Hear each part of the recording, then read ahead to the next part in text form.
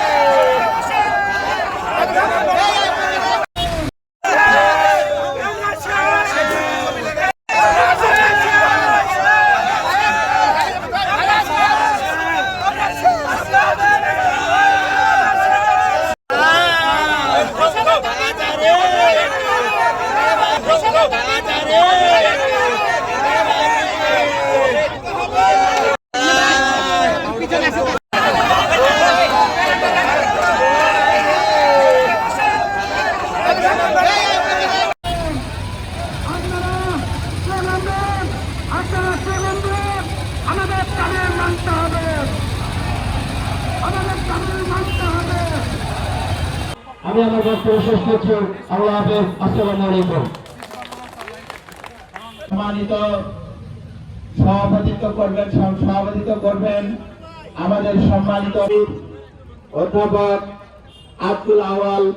আমি অধ্যাপক আব্দুল আওয়াল ভাইকে মঞ্চে এসে কিছু বলার জন্য আহ্বান জানাচ্ছি।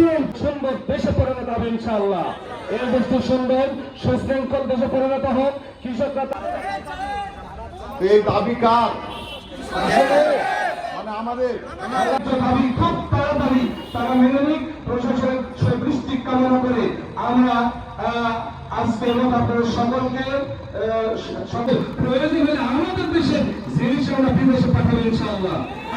আমাদের মিডিয়া ভাইদেরকে আহ্বান জানাবো, আপনারা আমাদের চাষিদের দাবিদারকে পৌঁছে দেবেন এই প্রত্যাশায় করে প্রোগ্রাম শুরু হবে।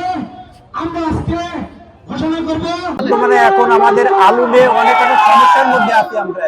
আমাদের দাবি যদি স্টোর মালিক যদি না মানে, তাহলে আমরা এটা কর্মসংস্থানের দাবি করতেছি এবং সরকার বিষয়ে এই বিষয়টা দেখবে, দেখে আমাদের দাবি যেন মানে।